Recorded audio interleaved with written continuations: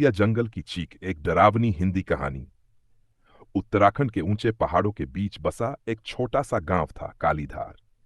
गांव के लोग सीधे साधे और धार्मिक थे, लेकिन एक बात सभी मानते थे। गांव के पास का काला जंगल श्रापित है। वहां कोई भी सूरज ढलने के बाद नहीं जाता था। कहते हैं वहां रात में औरत की चीखें आती हैं। पेड़ हिलते नहीं, लेकिन उनके साए हिलते हैं। और सबसे डरावनी बात, वहां जो गया कभी वापस नहीं आया। एक दिन शहर से चार दोस्त, राहुल, सीमा, अयान और नेहा, ट्रेकिंग के लिए कालीधार आए। गांव वालों ने जंगल के बारे में चेतावनी दी, लेकिन शहर के ये नौजवान हंसते हुए बोले, ये सब गांव की कहानियां हैं, हम डरते नहीं।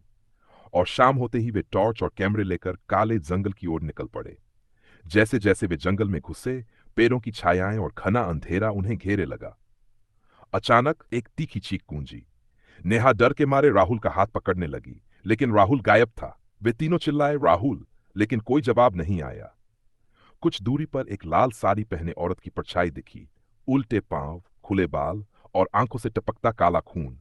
सीमा बेहोश हो गई। अयान उसे उठाने दौड़ा, पर जैसे ही उसने सीमा को छुआ, सीमा की आंखें खुली। लेकिन वो अब सीमा नहीं थी।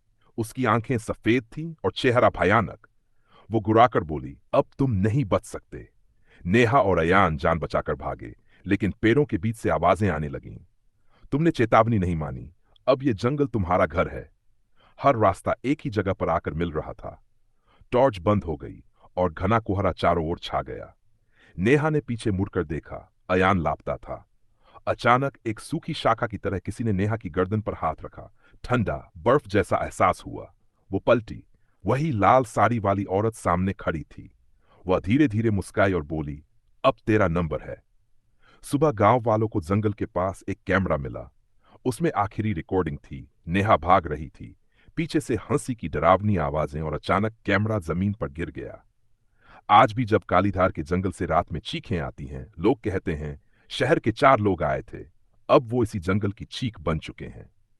कभी भूल से भी उस जंगल में मत जाना, क्योंकि जो वहां गया वो इंसान नहीं लौटता।